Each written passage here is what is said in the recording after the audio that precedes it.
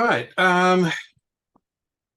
So tonight, the text that we're going to be looking at primarily is the Passion of Perpetua and Felicity. I hope you all got the links that I sent out via email that had the links to the text itself. The two, I think it was the first two links that I sent. One was from New Advent. The other is Early Christian Writers. Delightfully enough, they're using slightly different, they're based on different translations of the text that divide it up differently. One of them just numbers paragraphs 1 through 19. The New Advent text divides it up into chapters and paragraphs within chapters.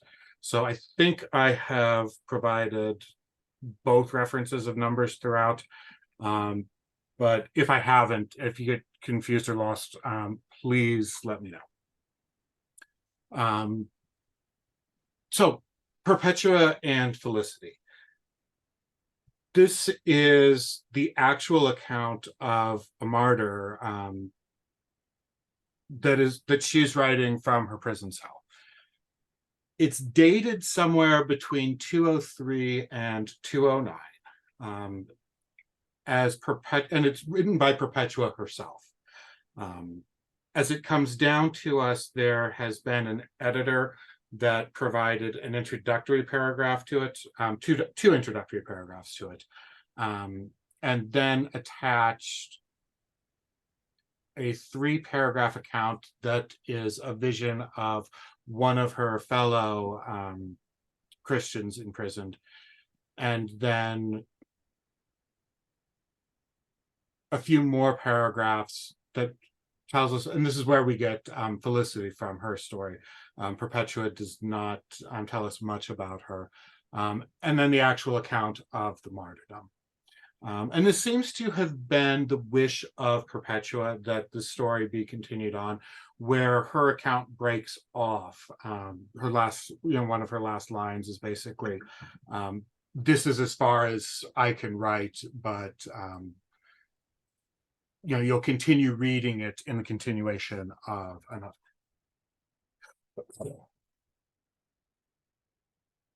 This was an incredibly popular text for a lot of reasons. The story, of course, the story of the martyrs was of immense interest to early Christians living under persecution. Persecution being something that could pop up literally at any time, either across the empire or just locally. But it's also just an absolutely beautiful text.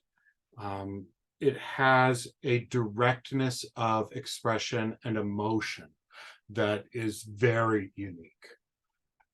It ends up becoming sort of a model, and this is, of course, why I've selected it, is it's a model for Christian literature. Within the early Christian church, there are, of course, sacred scriptures. But beyond sacred scriptures, a major question is, what is the role of literature? Should Christians have literature? Literature is what the pagans use in the schools to teach pagan culture. And to create a particular Christian literature is not easy. You can't just copy what the pagans did, or, well, for obvious reasons. If you have Christian culture, you can't just copy what the pagans did. The story of Perpetua and Felicity presents itself as a model for what Christian literature will become, essentially. And so I think I'll give just the brief outline that you see here that explains what the text is, and I've kind of done that already. And then we'll jump into a bit of the text, and I'll keep my explanations going as we read through this. The way that I'm going to structure this course is about 25 minutes of text and lecture, and then we'll take about a 5-minute break for questions at the end of the first half hour, and then at the end of the second half hour, just to break things up a bit. there's so much that I want to say about this. I want to make sure that I don't end up just rambling for 40 minutes with people desperately needing a mental break to figure out what exactly I'm talking about. So the outline that we have here, again, the intro, then Perpetua's account, and Perpetua's story, and this is one of the things that makes it so compelling, is that it involves the conflict with her family. That Perpetua is at the beginning a Christian. She's not baptized yet. When she's arrested, she's still a catechumen. And she's from a respectable Roman family, which is why she has the education that allows her to read and write. And her father comes to her repeatedly begging her to abjure her Christianity, to come back to the family, to share save the family and himself the shame, but also the loss of a loved daughter. So this family conflict, I mean, the words of Christ in the gospel, leave all things you have and come and follow me. For the early Christians, this quite often meant family, particularly in the accounts of women. We see this in a lot of other places as well, that the woman is brought into the Christian faith, and that leads to conflict with the parents and leads to conflict with the husband. Perpetua has a son, and nothing is said of the husband. We don't know whether he died early and she's a widow, or whether he simply did not want to have anything to do with her once the trial for her Christianity came up. She includes both being sent into prison itself, the description of the prison, and also her trial before the procurator, the Roman governor, the Roman official, Hilarianus. And in between the prison scenes, the description of prison, the description of the trial, we have the visions. That Perpetua was a visionary. While she's in jail, she experiences 3 separate visions. The second one kind of comes in 2 parts. And they're all prophetic dreams of what is going to happen to her and those that she loves. And then after the 3rd vision that she has, that's where her story cuts off, and we go in, and the editor has included the vision of Saturus, who was their teacher in the faith. Saturus wasn't originally arrested with the group. There were 5 catechumens who were arrested, but as their teacher in the faith, Saturus basically turned himself in and said, "You have to take me as well. I can't have you just take my students." So the Passion of the Holy Martyrs, Perpetua and Felicity, in the New Advent ordering, chapter 1, paragraph 1, in the other ordering, paragraph 2. The young catechumens, Revocatus and his fellow servant Felicitas, Saturninus and Secundulus, were apprehended. And among them also was Vivia Perpetua, respectably born, liberally educated, a married matron, having a father and mother and 2 brothers, one of whom, like herself, was a catechumen, and a son, an infant at the breast. She herself was about 22 years of age. From this point onward, she shall herself narrate the whole course of her martyrdom, as she left it described by her own hand and with her own mind. And so if Perpetua is taking the notes while she's in prison, she's doing it for this express purpose, that her story is something that is shared with the Christian community.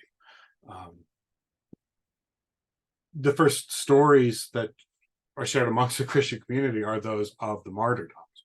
The martyrdom of St. Polycarp would have been about 70 years old at this point in time. So she would have recognized that in being selected for the glory of martyrdom, and she absolutely presents it that way, the glory of being allowed to suffer and die for Christ, that story is something that should be recorded and shared with other Christians,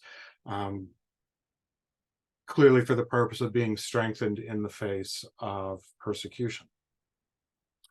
Wow, she says, and I've put in purple just to try to make it a little bit easier, all of the lines that are from Perpetua's account rather than the editor.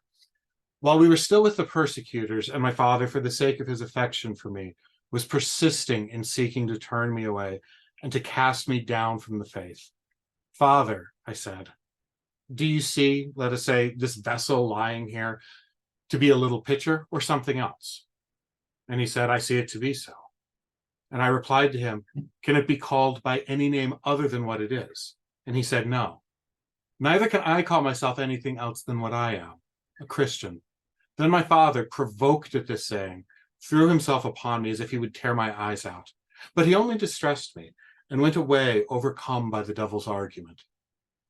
Then, in a few days after I'd been without my father, I gave thanks to the Lord, and his absence became a source of consolation to me.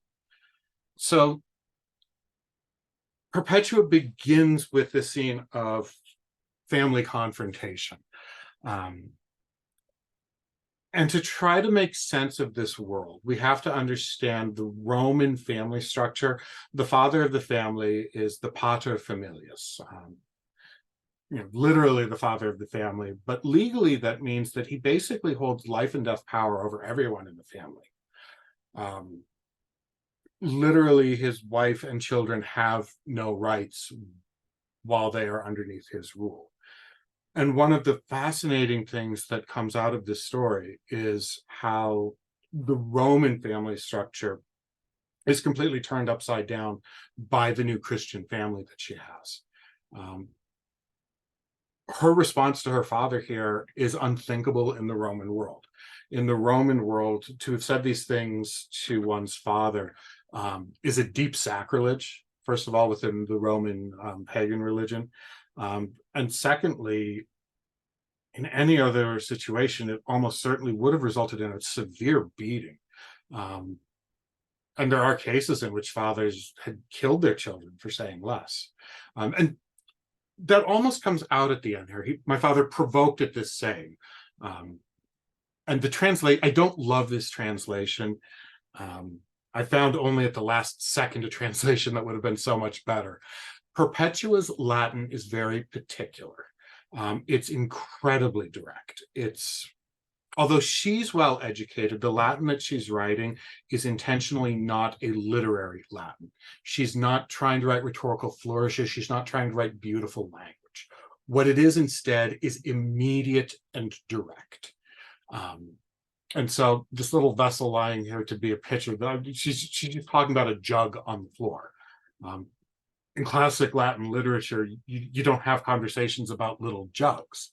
It's considered to be too humble, too ordinary. Within great Latin literature, you don't discuss the ordinary. And I'll get to that part. We'll come back to that discussion later. But the point here is that she's just saying that jug that's lying there on the ground, can you call it anything other than a jug? What is the significance of its name? And the father says, no, it's a little jug. You can't call it anything else. And so then what she says is, I am a Christian, so I cannot call myself by anything else. That naming myself as anything else would be a lie. It would be, a lie doesn't go far enough here. It would be a misrepresentation of reality. That being a Christian isn't just some title that she's taken on. Saying that she is a Christian is revealing an inner truth about her essence. It's not an identity that can just be carelessly taken up and cast aside, that can change from day to day. What she is a Christian. And to try to represent herself as anything but a Christian would be as false as trying to say that a jug is a river. She's making a point about her mode of existence now. What she is essentially is a Christian. And then the father responds the way the pater familias we would expect, that it looks like he's going to throw himself upon her,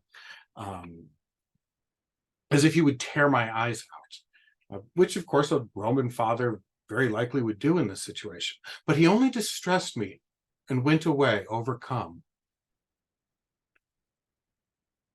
In this very first scene that she begins with, the structure of the pagan Roman family is overwhelmed by the power of her work. endurance. And then she's thankful to be without her father for a few days. His absence became a source of consolation to me. It's not that she hates her father. The father in this story is a tragic figure of a kind that just doesn't exist in classical literature.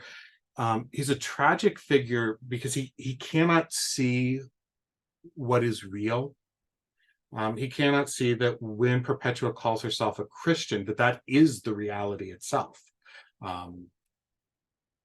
That there's no possibility of her taking that away, wishing it away with just a word. So he cannot see reality for actually what it is, and it causes him immense suffering. Perpetua can see, and she knows the cause of his suffering, but there's absolutely nothing that she can do to ease this suffering of his. He's a tragic father that cannot be helped. Perpetua recognizes that he's doomed to his own misery, a misery that he can't understand. After a few days, we're taken into the dungeon.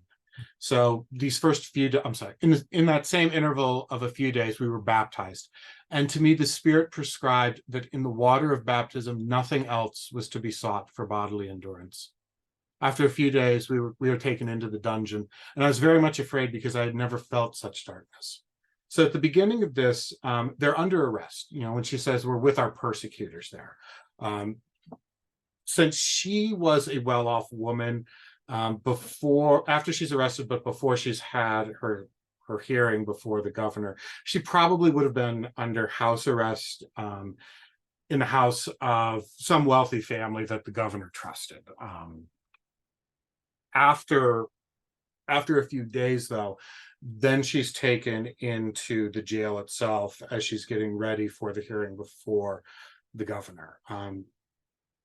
And while Perpetua is very much looking for the gift of martyrdom, the opportunity to suffer for Christ, she doesn't shrink away from ever describing the reality of the situation that she's in.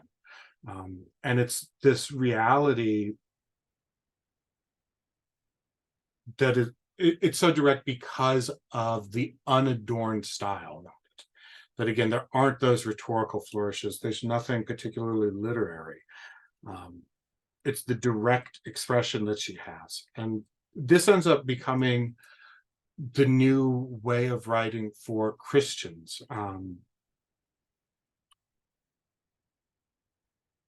The crude reality into which people are taken out of their ordinary lives. Out of her ordinary life, she's plucked from her family, and then after just a few days, now she's thrown into a dungeon. And the dungeon, the Roman prison, they're awful places. So they would have been crowded and hot. And that's what she says here, that she's terrified of this. She's just in an absolute dark, no light, filled in a crowded space with the worst people around. Fierce heat of the shock of the soldiery because of the crowds. I was unusually distressed by my anxiety for my infant. So she has a child, and when she's locked up, the child's taken away from her and given to her father. There were present there Tertius and Pomponius, the blessed deacons who ministered to us, and had arranged by means of a gratuity that we might be refreshed by being sent out for a few hours into a pleasanter part of the prison. So the deacons here, Tertius and Pomponius, and they'll come back again. The deacons are not arrested. We don't know exactly why, but the deacons are looking after their flock in jail. And in the Roman system, of course, this means bribing the jailer. And with a little bribe, they're able to get Perpetua and her companions into a slightly nicer part of the jail. Before modern times, most jailers took that job because of the money that you could make accepting bribes from friends and family of people who were incarcerated. The word here, refreshed, it doesn't look particularly important. Refrigium in Latin is a very particularly Christian word. the refreshment that is sought there. It's strongly tied to the satisfaction, the coolness that is felt, as opposed to the burning fires of purgatory. And purgatory comes up here. It's never, the word purgatory isn't used in this period, but the refreshment that's sought after that period in which the soul is cleansed, that's discussed. And the specific word that's always used in the church fathers is the word that's being used here. Then going out of the dungeon, all attended to their own wants. I suckled my child, which was now enfeebled with hunger. In my anxiety for it, I addressed my mother and comforted my brother, and commended to their care my son. So she's been brought into a better part of the prison. Her mother and brother have come to see her. They brought the child. She feeds the child. She knows, she's fairly certain at this point in time that she's probably not getting out of this prison alive. And so she, commends the son to their care. I was languishing because I had seen them languishing on my account. Such solicitude I suffered for many days, and I obtained for my infant to remain in the dungeon with me. And immediately I grew strong and was relieved from distress and anxiety about my infant. And the dungeon became to me as it were a palace, so that I preferred being there to being elsewhere. So the inversion of ordinary expectations, that Perpetua is in jail on a charge that carries the death sentence. But she suffers because she sees those that she loves suffering for her. And the deacons are able to work things out with the jailer so that she can keep her infant with her while she's in prison. And that was the only real tie that was holding her back to the earth, was the worry of the infant, because of course her mother and her brother can be cared for by others, but the infant can't. So once that worry is gone, what we end up having now, she's relieved from the distress and anxiety. The dungeon became to me as it were a palace. And so the place that's preparing her for death becomes a place of enjoyment's not the right word here. This becomes where she needs to be, where she wants to be. It comes to be the palace itself, the inversion of the normal order. And of course, this is what you have in the Passion, and the model for this. As she's trying to describe this, the Passion narratives from the Gospels had to be there.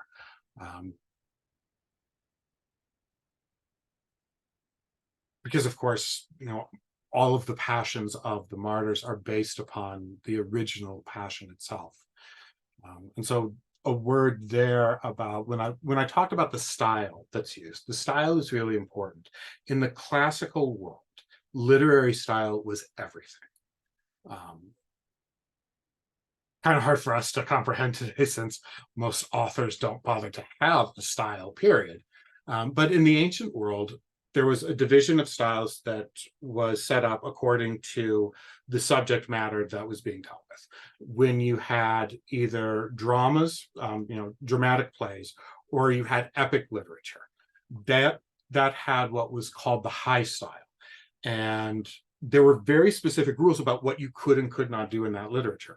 The topics that you wrote about in the high style had to be high topics. So it had to be questions of war, of politics, because of course, to the Romans, politics is the highest calling that there is. Stories of the gods. It had to be populated by kings, by generals, by politicians. It could only be the most important people around.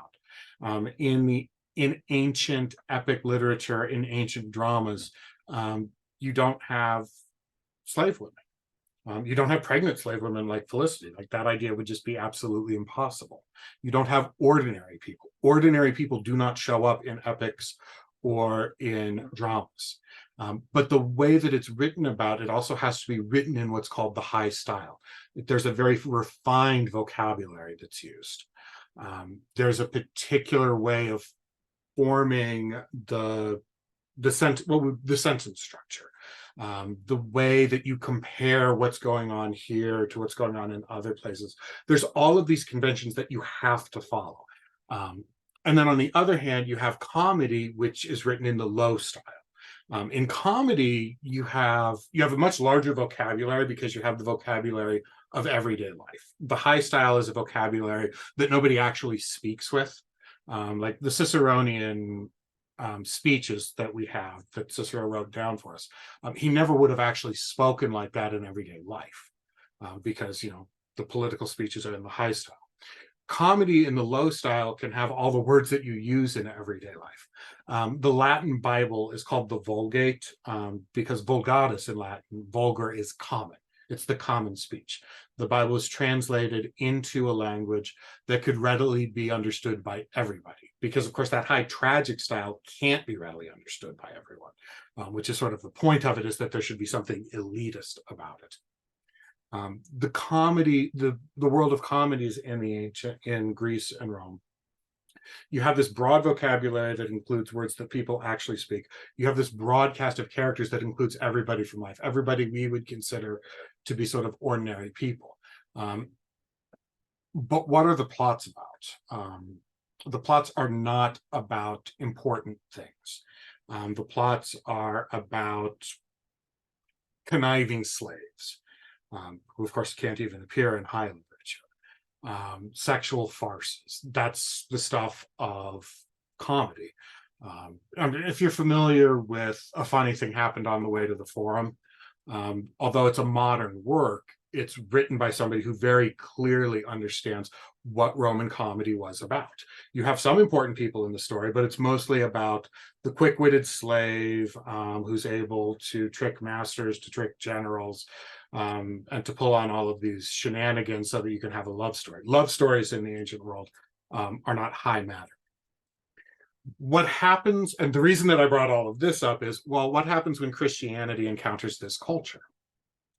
The Bible was really looked down upon by the Romans and the Greeks, not because of its content, because once you're in a culture that prioritizes style, it very quickly becomes superficial.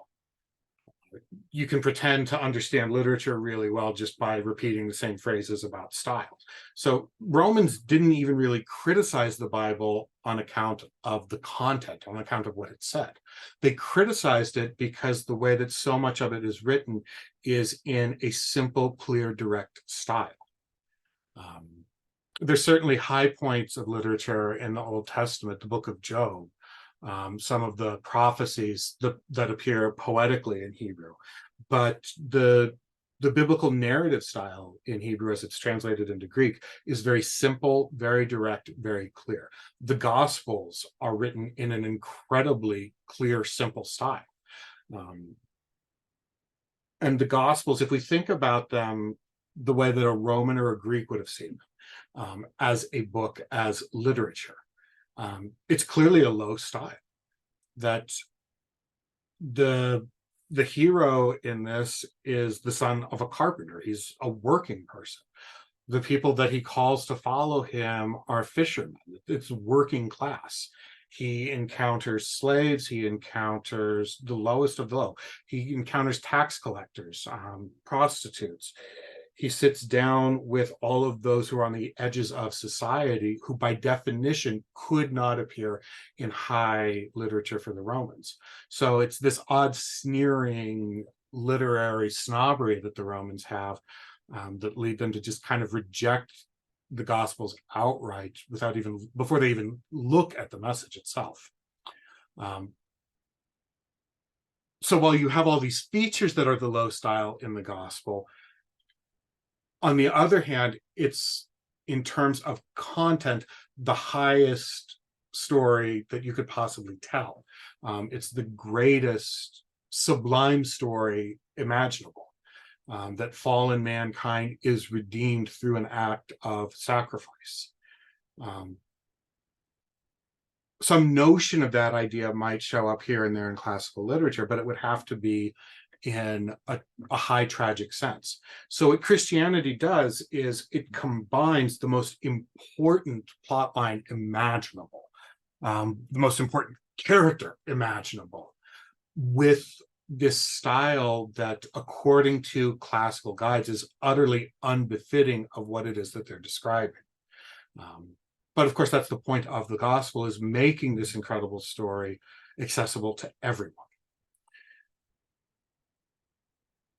And when we look then at what Perpetua is writing, Perpetua, with her education, it's very possible she would have been more familiar with Virgil than with the Gospels. If she's educated, and she's educated as part of a well-off Roman family, she would have spent years.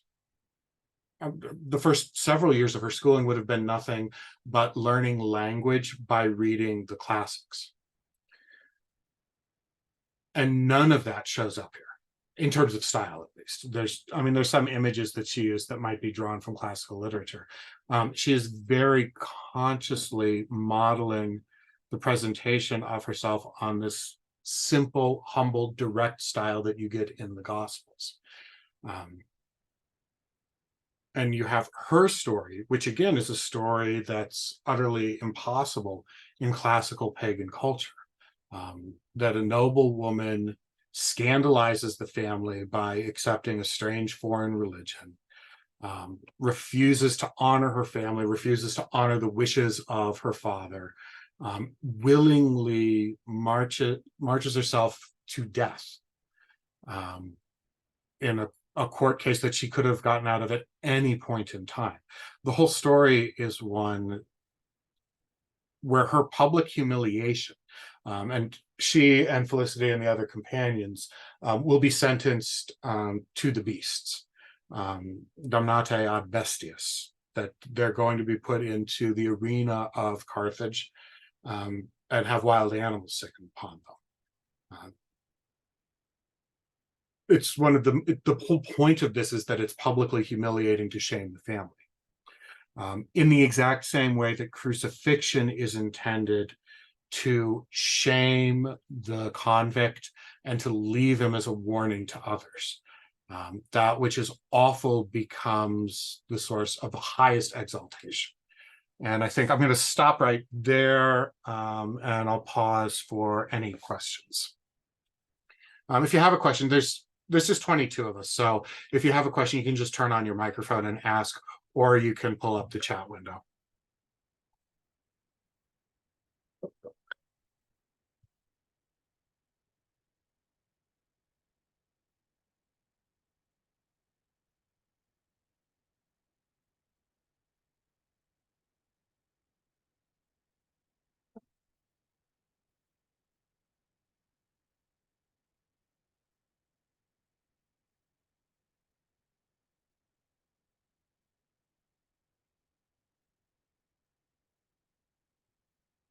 So I can't remember if I had mentioned at the beginning, but this whole story takes place in Carthage. Perpetua and Felicity are members of the Roman class in Carthage. So probably North African Berber descent. We don't know for sure. That's just not something that they would have recorded. But they end up being the local saints that are incredibly important later on for Saint Augustine. Saint Augustine knew this story very well. And when we get into the visions in the next section that she has about her brother Dinocrates, Augustine comments on the theology of the vision that she has.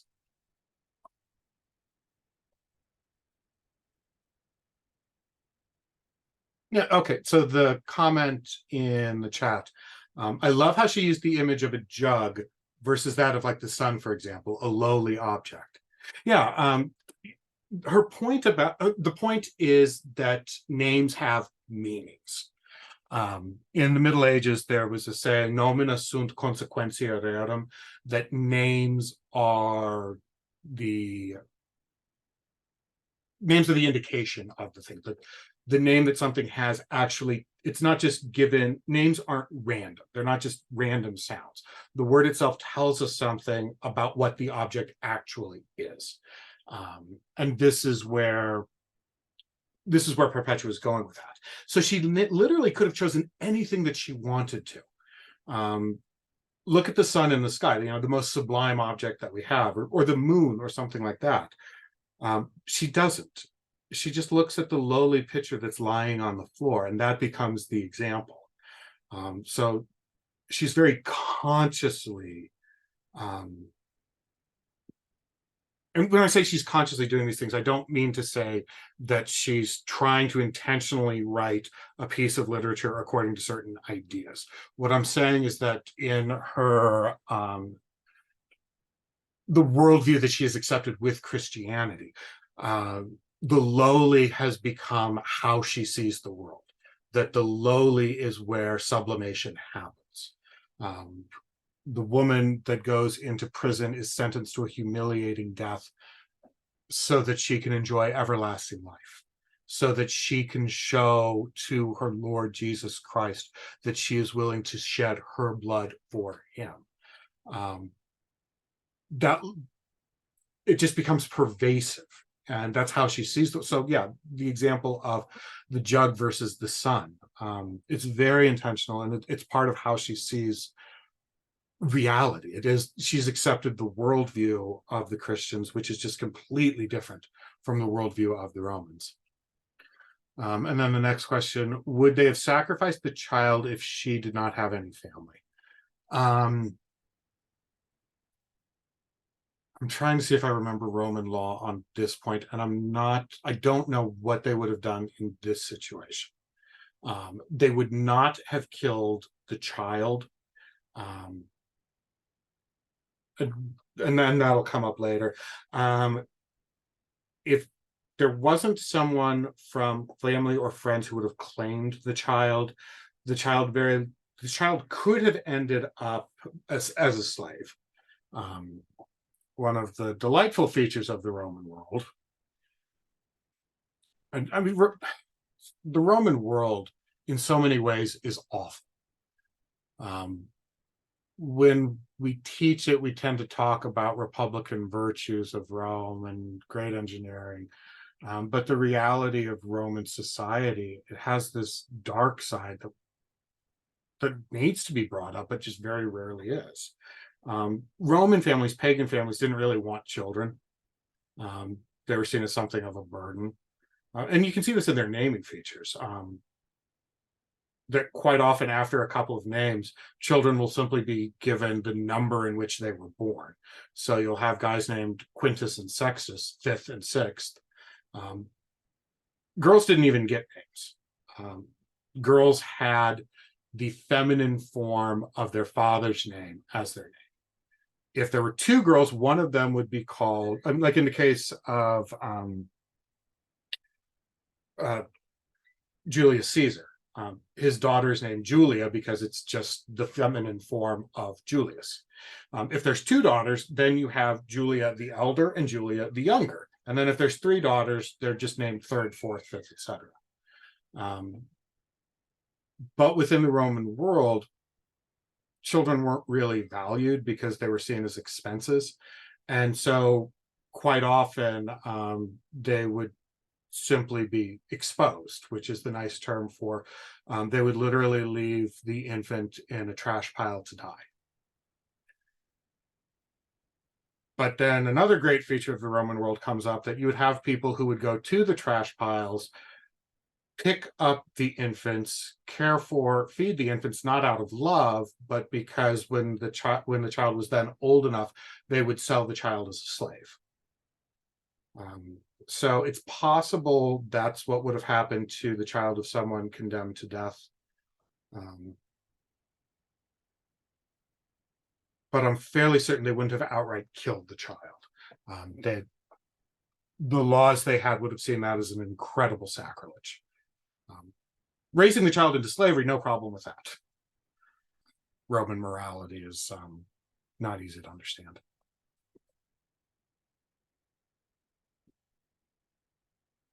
And as as we're reading these stories in Rome, as we're about to go into the gladiatorial arena, we shouldn't minimize how different Roman morality is from ours.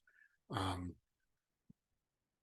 as violent as American sports can be, as violent as American entertainment can be, we don't put people in a stadium to watch death for 12 hours straight. And that's what the Roman Colosseum was. Um, when you went into the Roman arena, it was a day-long festival. It was intended to entertain the crowd. It started in the morning with a hunt that they would bring in live animals. And for a couple of hours, you would have hunters that just killed those animals for everyone's entertainment. Um, and what would be the most entertaining is if they could bring in exotic animals, because then you could see an animal that you've never seen before and you can watch it be killed. The gladiatorial fights were, the main event. Those were later in the afternoon. Of course, you hold off the best for last. And then the people that ran the gladiator schools, the Lanistas, and there'll be one of those that we see in the story later on. They recognized that they had a bit of a problem as you're doing this all-day orgy of killing, which was that the rich people, the people whose support you really wanted, they left in the middle of the day to go have lunch. But the average Roman couldn't leave, because if they lost, they would lose their seats. There was only reserved seating in the lower deck for the rich people. The common seating for the commoners. If they left, they'd lose their seat. So you needed the support of the crowd, because Rome is something of a republic. You need to have the crowd support anyway, and the whole point of the gladiatorial game is to get people to love you. You sponsor the game, everyone knows that you're the one who paid for this show, and then they love you later on. So the solution that they came up with for the middle of the day, you have to have something that will entertain the crowd, but that the rich people won't mind missing when they go away for lunch. And the solution that they had was simply to start buying prisoners from the government and executing those prisoners at lunchtime for the entertainment of the crowd. The rich senatorial families wouldn't mind missing a public execution. They didn't really care.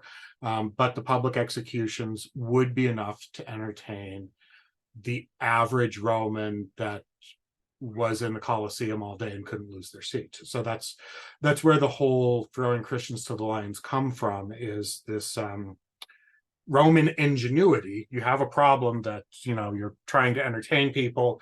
You have to have something to entertain them, but it can't be really good because you don't want the rich people to be upset about missing it. So you buy up all of the prisoners, and you have the prisoners killed by gladiators, by some of the animals that were left over. The Romans were really ingenious in finding ways to profit and benefit from death. Truly creative in just an absolutely horrible way. So I guess on that happy note, we'll move on to the next part of the martyrdom of Perpetua and Felicity. And so this part is her father returns while she's in prison, and then we'll have the trial, where she stands before the procurator. After a few days, there prevailed a report that we should be heard. So this is chapters 5 and 6 in the Early Christian Writers edition, chapters 2, paragraphs 1 and 2 in New Advent. And then my father came to me from the city, worn out with anxiety. He came up to me that he might cast me down, saying, have pity, my daughter, on my gray hairs. Have pity on your father, if I am worthy to be called a father by you.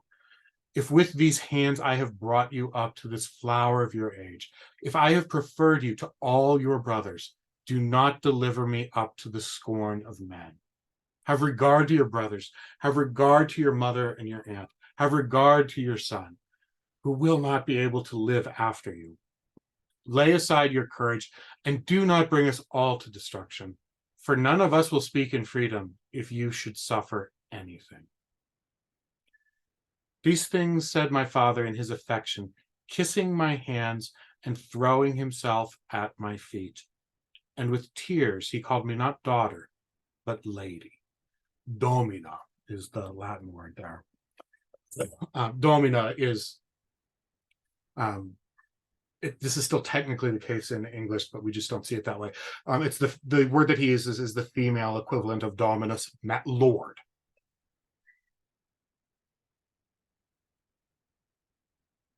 So the inversions continue, that the Roman father comes, and he came before threatening. Here he comes in supplication. And this is something where there's models both in the Old Testament, but also in classical literature, pitying the father in old age, that he doesn't have to watch one of his children die. If we think of Jacob and his response in Genesis, when he believes that Joseph, his favorite son, has died. But then also in classic literature, if we think about the final book of the Iliad, where King Priam goes out from the city of Troy and he goes to Achilles in the Greek army and sees Achilles, who has the corpse of his son Hector. Achilles kills Hector, desecrates the body, dragging it around the city of Troy, so that all the Trojans can see this. And King Priam goes out and goes to Achilles and begs of him to return the body. And we have this exact image there where King Priam looks at Achilles and says, have pity not on me, but think about your own father who is suffering your loss, because Achilles knows he won't return. And then Priam goes down on his knees, clasps the hands of Achilles and kisses them. And he says, look at me, I've done what no man has ever done. I have kissed the hands of the man who slayed my son.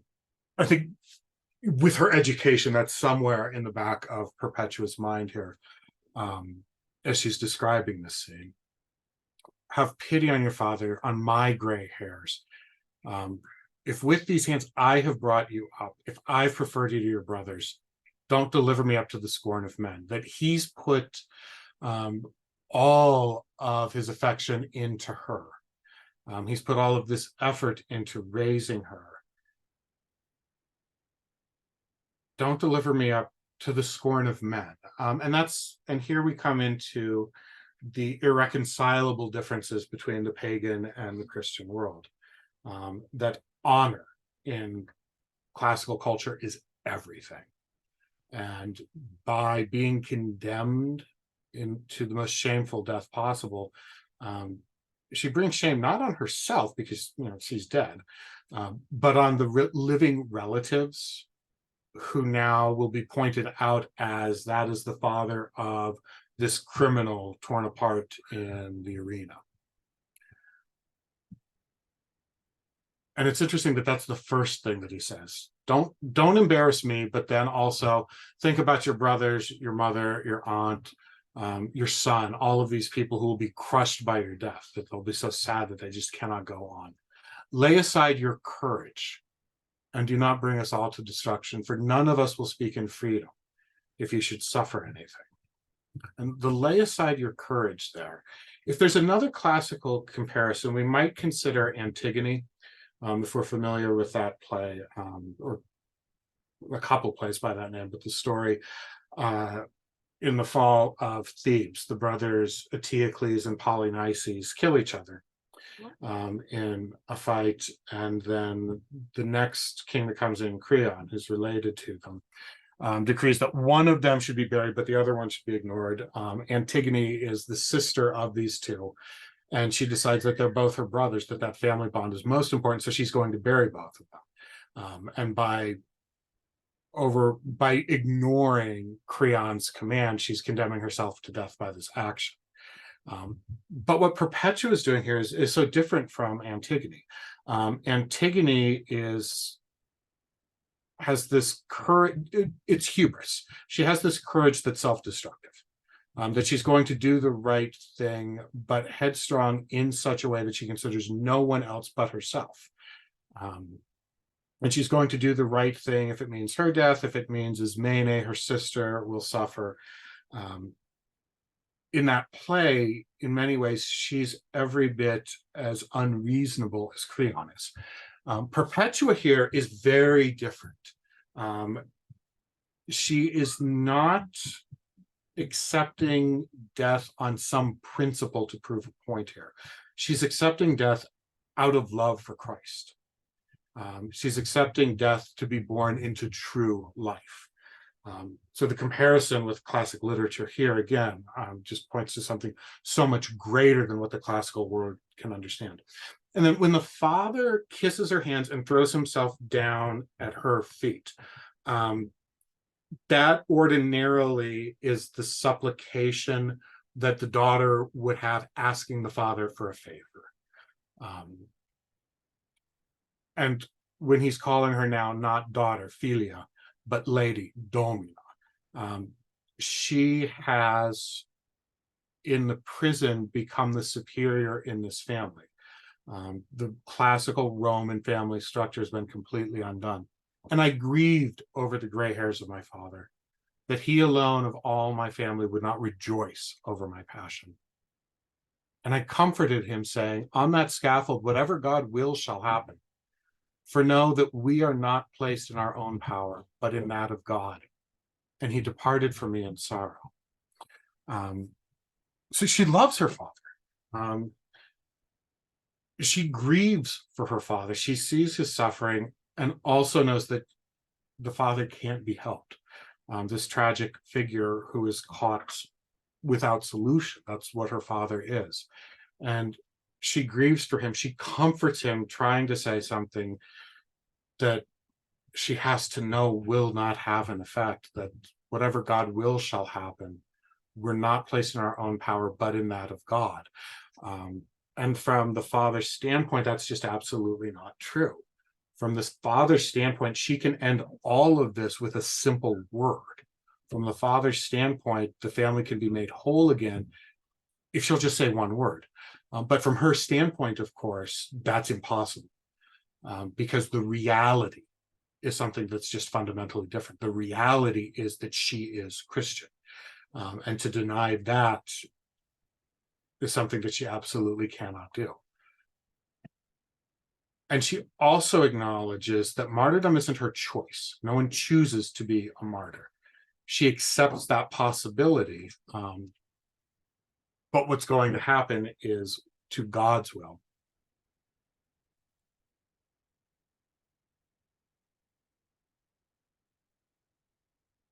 And so then we'll skip ahead down here a bit to the trial itself.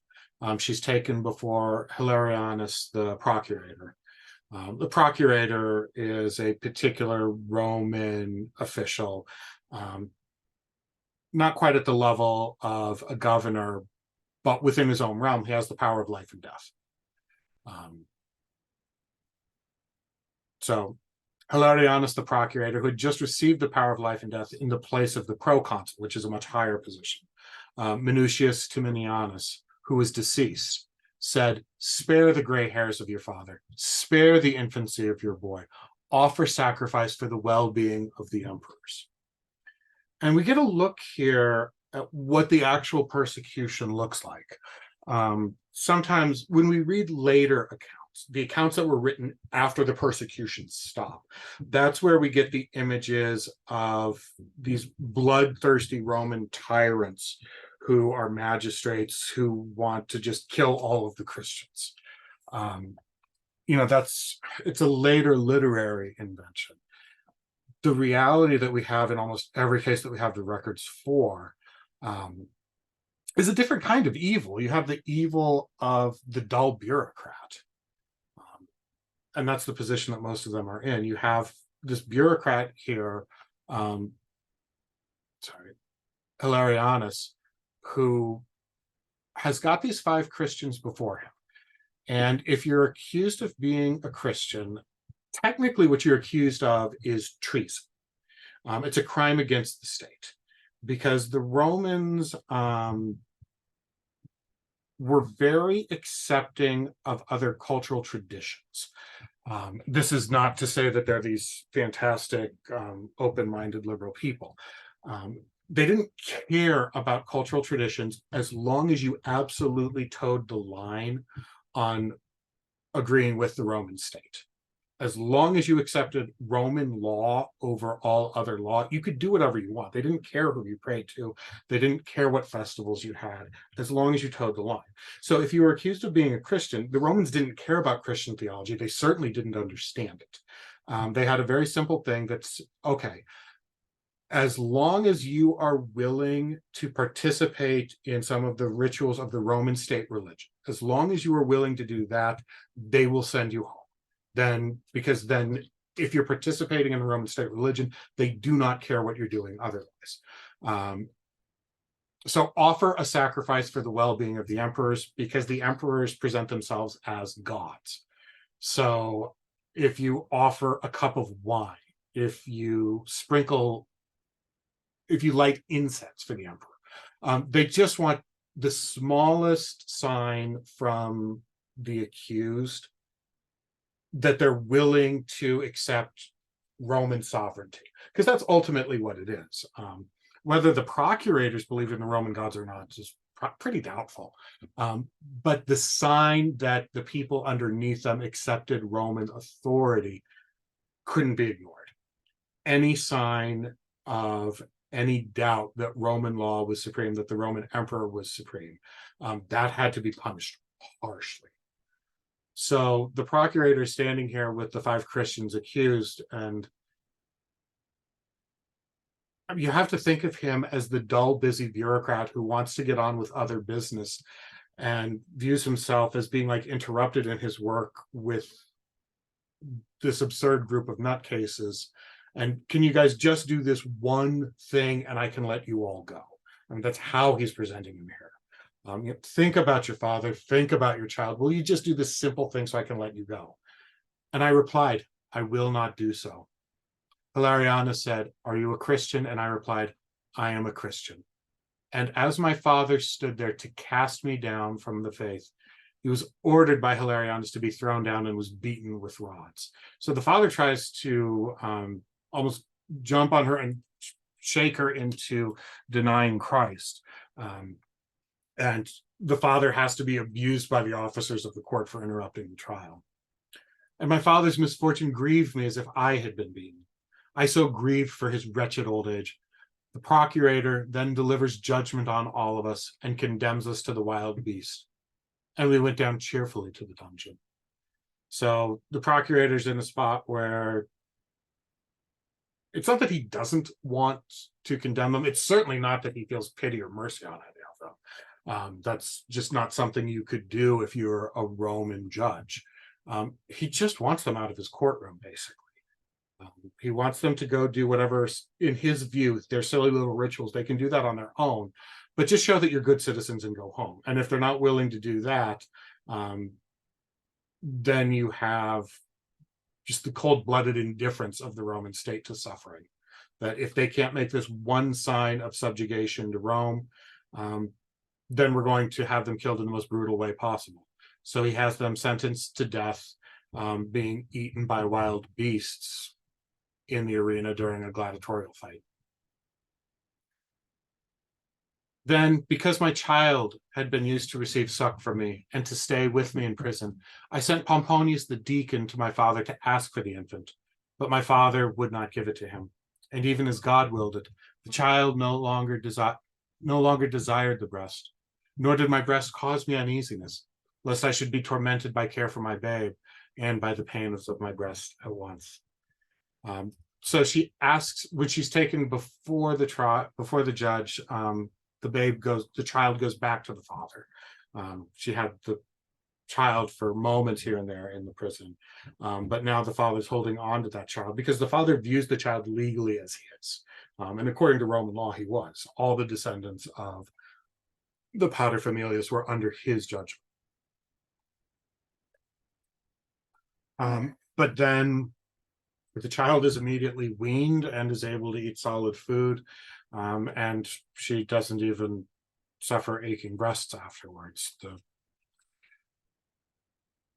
The portrait of motherhood in this is just absolutely fascinating as well, just in the directness, the richness of detail. And we'll stop there. And I've talked so much about Felicity and Perpetua. I think for the final half hour, we'll just stay on this text, and I'll put off the second one, which was Prudentius, until next week, if that's acceptable to everyone. Unless there was somebody who just absolutely wanted to go ahead and go to Prudentius's martyrdom of Peter and Paul right now. Otherwise, we'll just do all of next week on Prudentius. So we'll stop for a few more minutes, and then I'll very quickly try to do the visions and Felicity in our last part. Okay?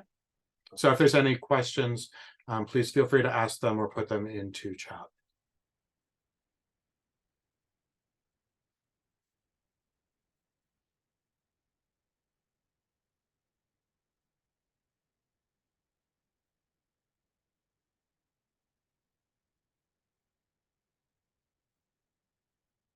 One of the things to me that's just from a historical point so absolutely fascinating is just the extreme difference between Roman pagan cultural norms and that of the early Christians. When you see what it was that the Romans actually did and what they believed, you can see why the Christian community basically wanted to have nothing to do with them. Just the wanton casual cruelty of Rome, the lack of interest in life.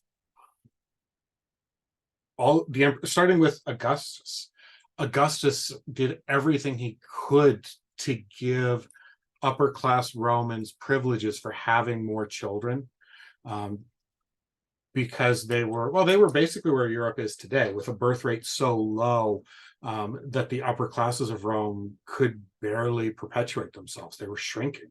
And without the upper classes, they basically had to create Roman aristocrats out of surrounding people just to make up for the gap.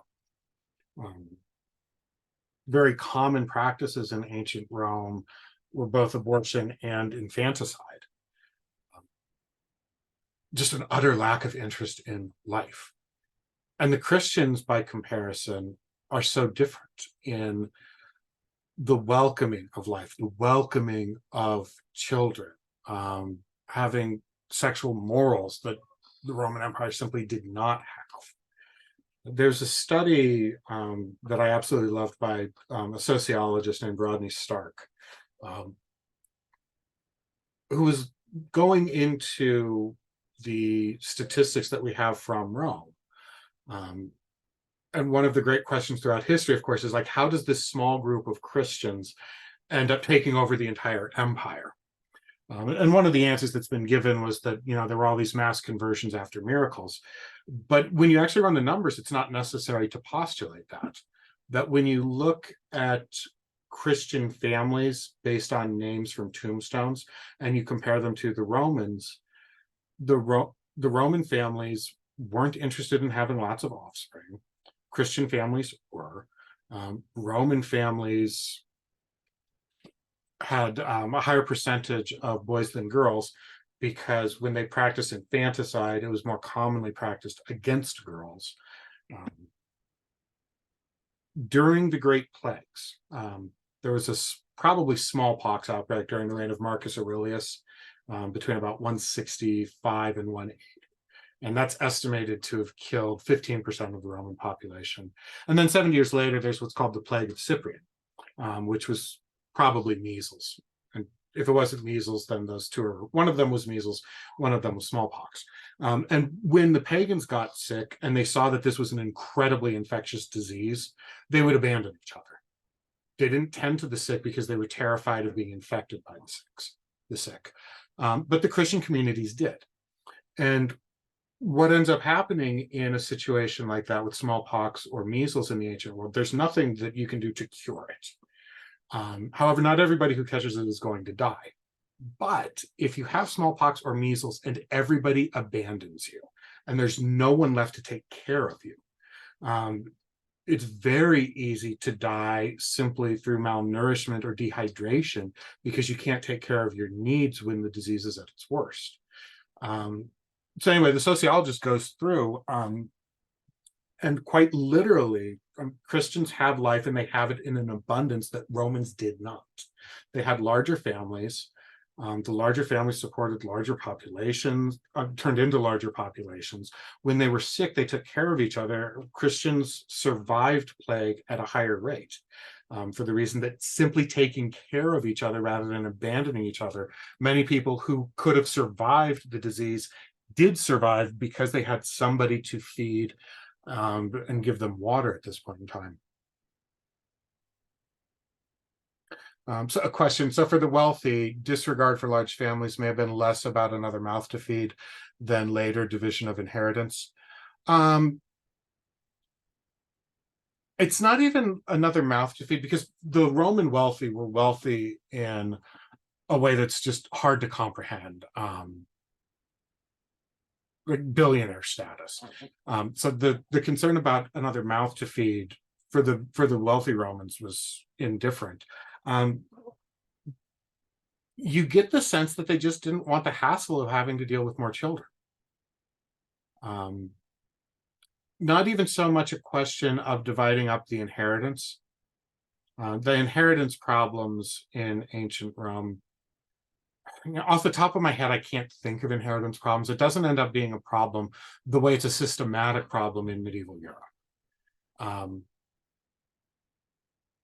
They were basically happy to have a couple of sons who could carry on the family name and then go back to their other activities. It's just a lack of interest in being fruitful and multiplying. The social world of the Romans is very hard to understand. When you start looking at the text of what is actually happening in this world, it's a very foreign world. The ethic that they lived under completely died, and in my opinion, much for the better. Okay, with that, we'll go on and the visions then that Perpetua has while in prison. Then my brother said to me, "My dear sister, you are already in a position of great dignity and are such that you may ask for a vision and that it may be made known to you whether this is to result in a passion or an escape." So the brother talking to her, I'm sorry, no, the Latin makes this seem that she's referring to her brother in Christ at this point. The assumption that, she's holy enough that if she asks for a vision, it will be granted. And he just wants to know, are we going to be like tortured but then sent home, or are we going to die? And so she asks for a vision and it's granted to her. "This is what was shown to me. I saw a golden ladder of marvelous height, reaching up even to heaven, and very narrow, so that persons could only ascend it one by one. And on the sides of the ladder was fixed every kind of iron weapon. There were there swords, lances, hooks, and daggers, so that if anyone went up carelessly or not looking upwards, he would be torn to pieces, and his flesh would cleave to the iron weapons. And under the ladder itself was crouching a dragon of wonderful size, who lay in wait for those who ascended and frightened them from the ascent. And Saturus, her teacher, went up first, who had subsequently delivered himself up freely on our account, not having been present at the time that we were taken prisoners. And he attained the top of the ladder and turned to me and said to me, 'Perpetua, I am waiting for you, but be careful that the dragon do not bite you.' And I said, 'In the name of Lord Jesus Christ, he shall not hurt me.' And from under the ladder itself, as if in fear for me, he slowly lifted up his head. And as I trod up the first step, I trod upon his head. And I went up, and I saw an immense extent of the garden. And in the midst of the garden, a white-haired man sitting in the dress of a shepherd, of a large stature, milking sheep. And standing around were many thousand white-robed ones. And he raised his head and looked upon me and said to me, You are welcome, daughter. So the dream that she has here, we might think of Jacob's ladder, since we, the pleading of the father and the youth kind of made me at least think of Jacob and Joseph. But if we think of Jacob's dream with his ladder, it's a very different ladder from that. Jacob's ladder was one that angels were coming up and down. This is a one-way ladder. It's just for climbing up. And it's filled with all of these dangers. And there's the dragon at the bottom of it. And there's very clearly imagery that's coming from Revelations here. That there's the dragon, and she steps on its head, as in Genesis. You shall bite at her foot, and she shall strike at your head. And then she gets to the top, and there's the white-haired man in the dress of a shepherd. Christ, the Good Shepherd, is never depicted anywhere as a white-haired man. But the imagery of the shepherd there, and standing around were the 1,000 white-robed ones. In Revelations, the white robes are there as well. And he raised his head and looked at me and said, "You are welcome, daughter." And he called me, and from cheese he was milking, he gave me, as it were, a little cake. And I received it with folded hands, and I ate it. So she's invited up. And I immediately related this to my brother, who understood that it was to be a passion, and we cease henceforth to have any hope in this world. So the invitation to be up with Christ, with the Savior at the top of this ladder, she recognizes that they will die, and they make their preparations. And then she has, while they're still in prison, and they seem to have been in prison for a few weeks. After a few days, while we were all praying, on a sudden, in the middle of our prayer, there came to me a word, and I named Dinocrates. And I was amazed that that name had never come into my mind until then.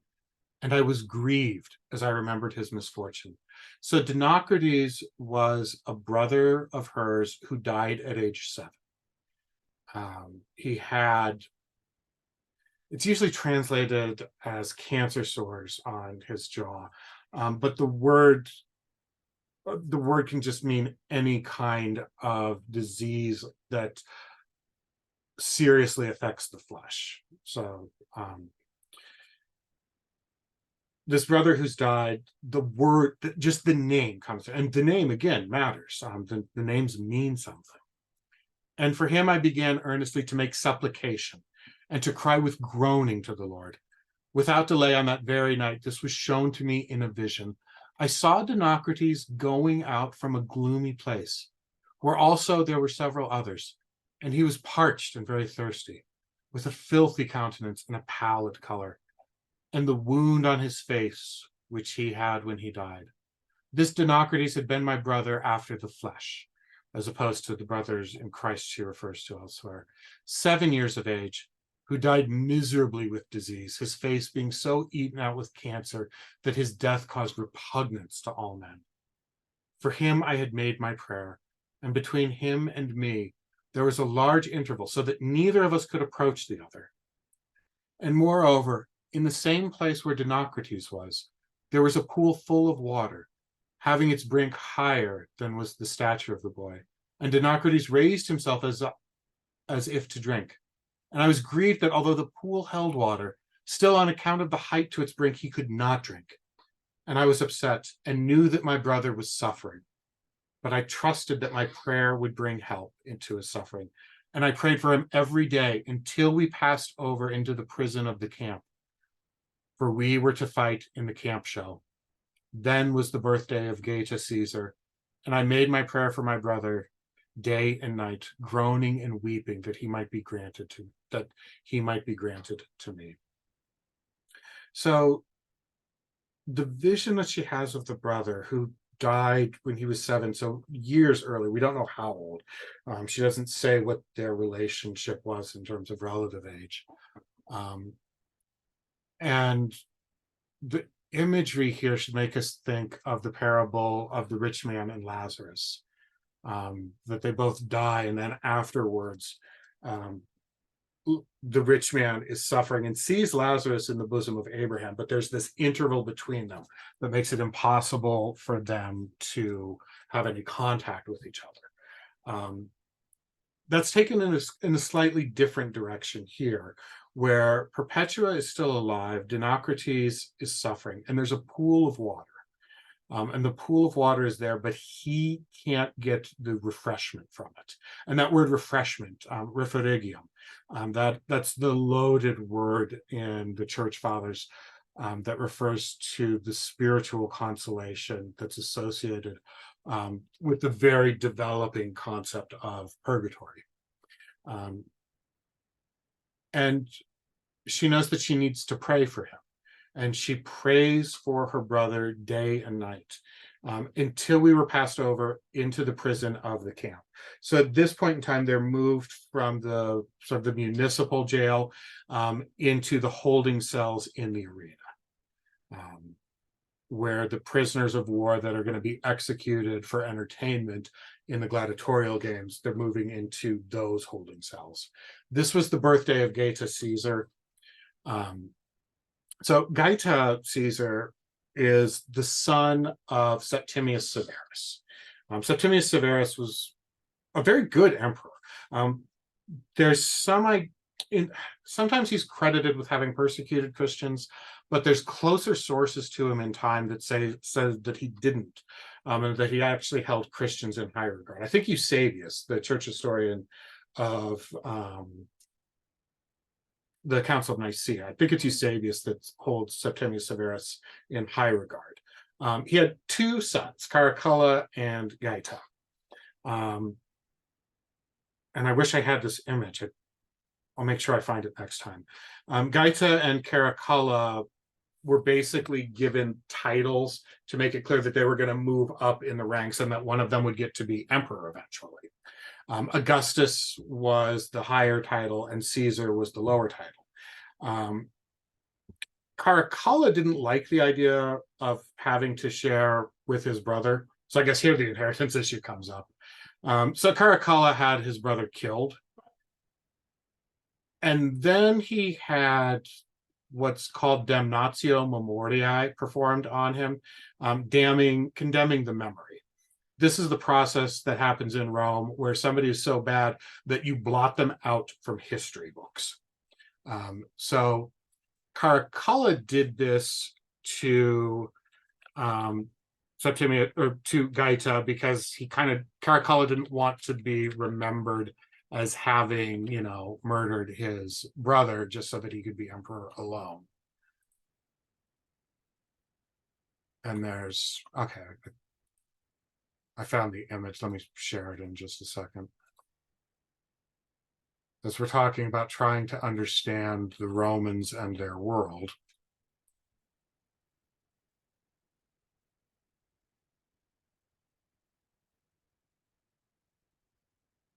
Should have loaded this up earlier, of course. So this was sort of like the equivalent of an imperial postcard, the family posing. Septimius Severus. Septimius Severus was a North African. So Carthage at this time was greatly honored because the emperor was from North Africa. Septimius Severus, his wife, Caracalla, and Geta. Geta, after Caracalla has him killed, he then has him blotted out. His name is removed from all monuments.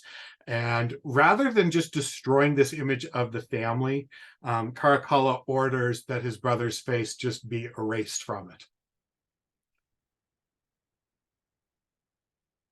So in honor of this guy who's about to be murdered in a few years, they end up having gladiatorial games in Carthage to entertain the people. And Carthage is the second most important city in the Western Roman Empire. Their arena was huge. It was second, I think, only to the Colosseum. And for the entertainment of the crowds, the gladiators will fight each other, but for the entertainment of the poor crowd, the prisons are going to be emptied and everyone with a capital sentence is going to be fed to the beasts. Then, on the day on which we remained in fetters, this was shown to me. So, a second vision, part two, a few weeks later. I saw that that place, which I had formerly observed to be in gloom, was now bright. And Dinocrates, with a clean body, well clad, was finding refreshment. And that word, refugium. And where there had been a wound, I saw a scar. And that pool which I had seen before, I saw now with its margin lowered even to the boy's navel.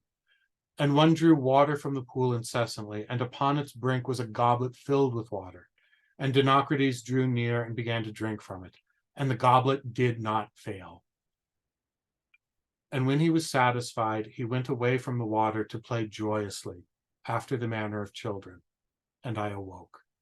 Then I understood that he was translated from the place of punishment.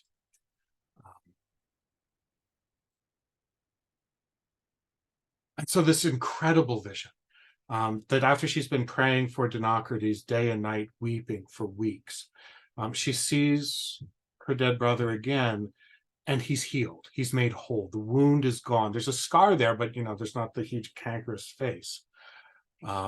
He's not in this dark, glooming place anymore, but it's bright, a clean body. And now he draws water from the pool with a goblet that does not fail.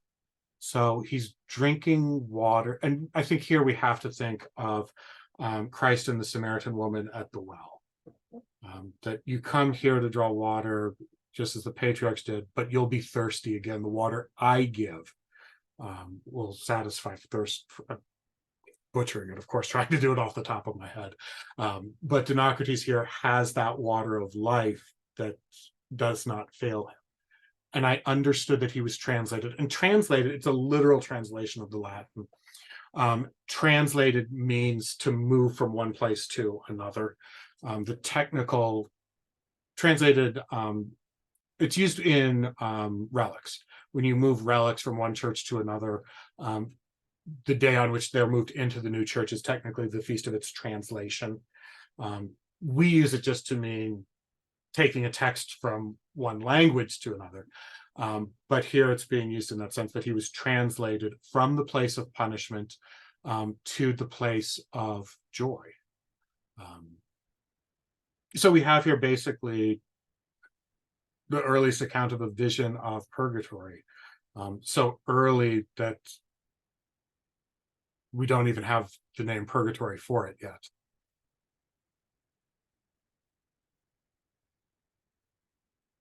The third vision that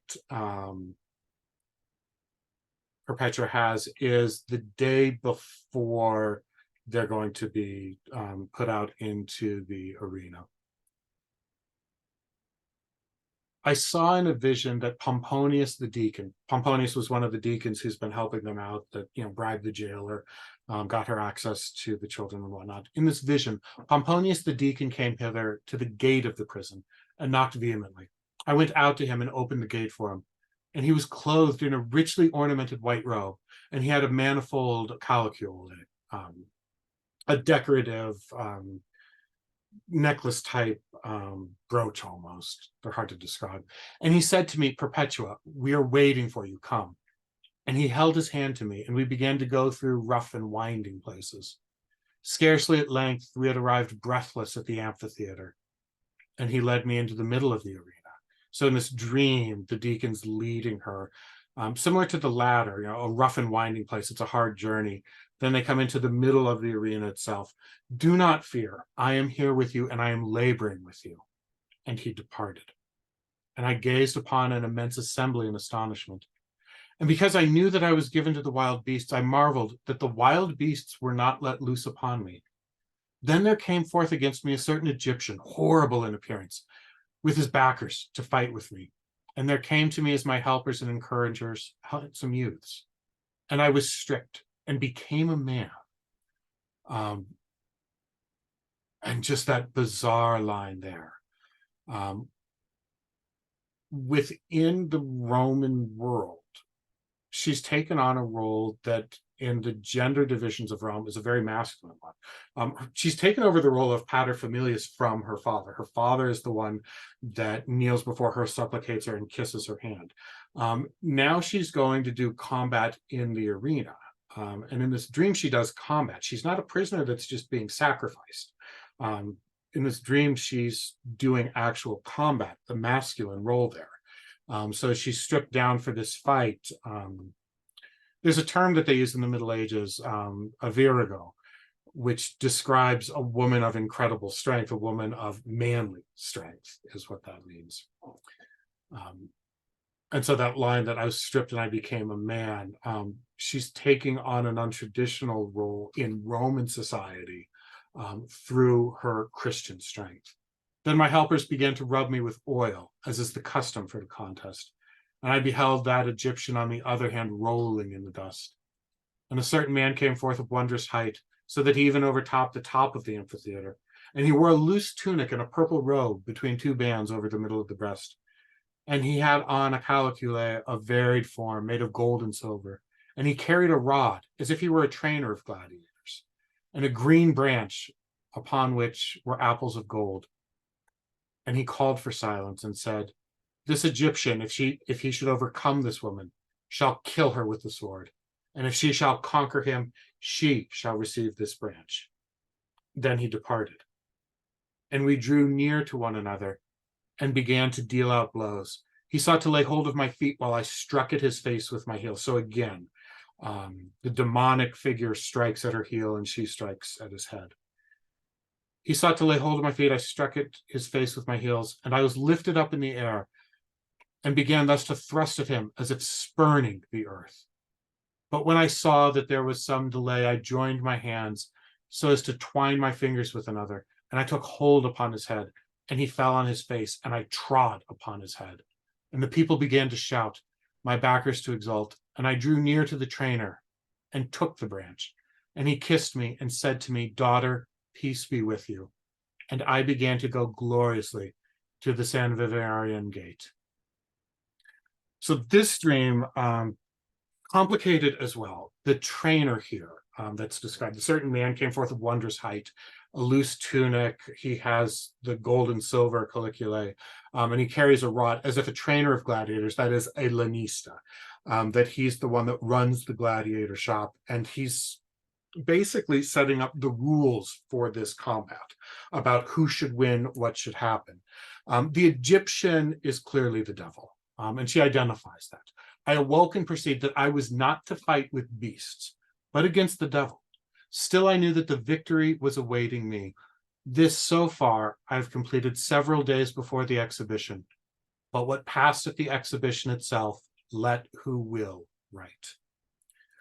So she stops writing here, clearly indicating that somebody else should pick up and describe her actual passion itself, the actual experience in the arena. I've been talking a lot about the inversions of Roman society that's happening. And what she's doing here is, in a sense, Christianizing gladiatorial combat. Gladiators were slaves. They could be appreciated by the crowd. The crowd rooted for them. The crowd liked them as athletes. They would support them. There's graffiti about the various gladiators. But ultimately, they were slaves. They were the lowest of the low.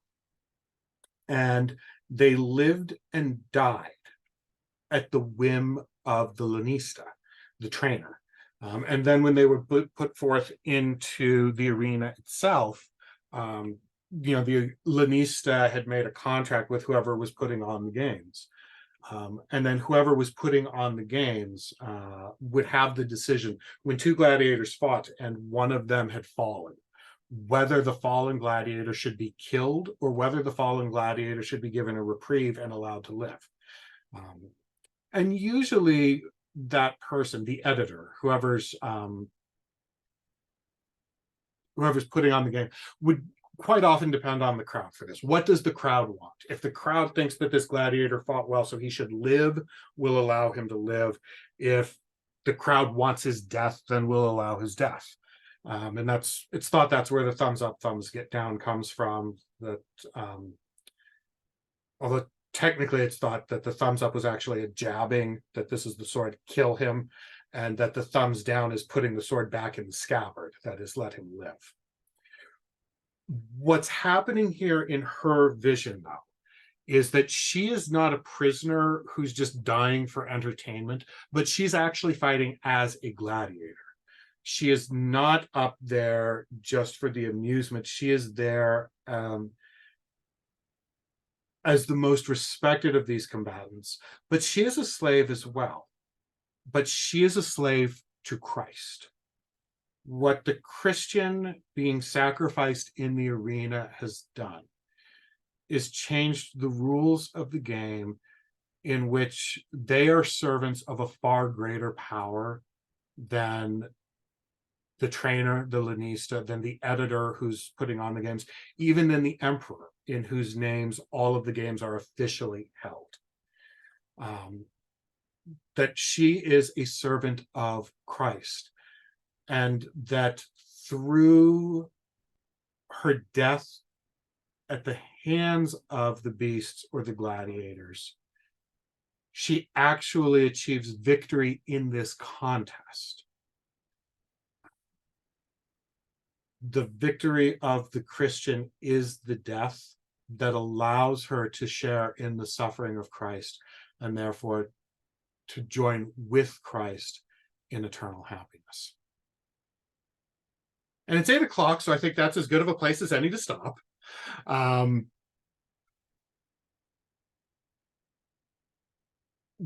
brought you to the end of what Perpetua has written. You have the links that include the other part. I can't call it Perpetua and Felicity and say nothing about Felicity. So bear with me for just 5 minutes as we get into Felicity's story. We're no longer in what Perpetua is writing about. Whoever the editor who is continuing this lets us know that Secundulus, one of the catechumens taken with them, he dies in prison. Felicity, she was one of the other slaves. Felicity and Revocatus were the 2 slaves that were amongst the catechumens. She was pregnant. She was 8 months pregnant.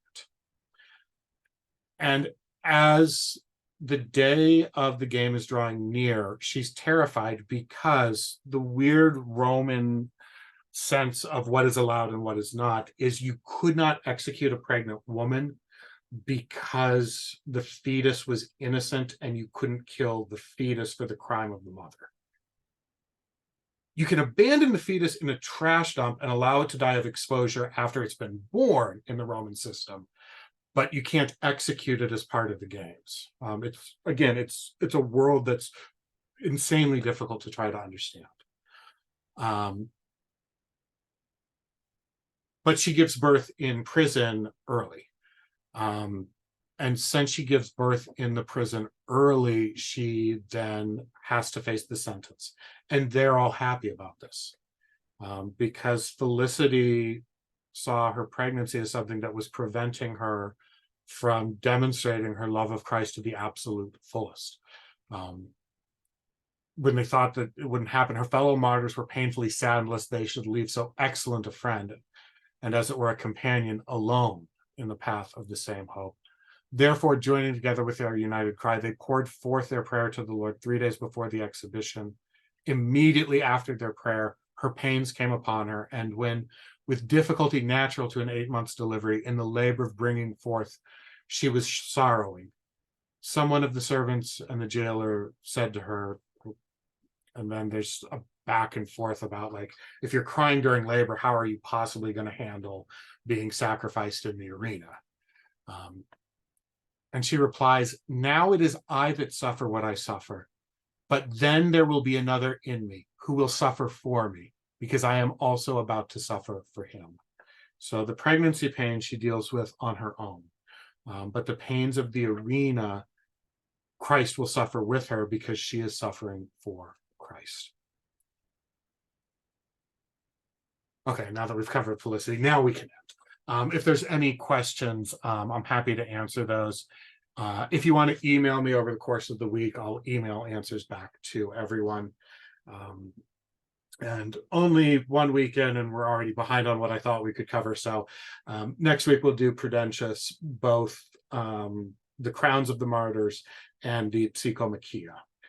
So we'll see how we go from this real life account, this actual in prison account, into the literature of martyrdom, which is what Prudentius is. Prudentius is writing in the late 4th century, after Christianity's been legalized, after the persecutions have stopped. And at that point in time, that's when martyrdom becomes a literary genre. So thank you all very much for attending. If you have friends that you think would like this, they can certainly continue to sign up. I'm recording all of these lectures, so anyone who signs up late can watch this later on. Thank you all very much. I look forward to seeing you next week.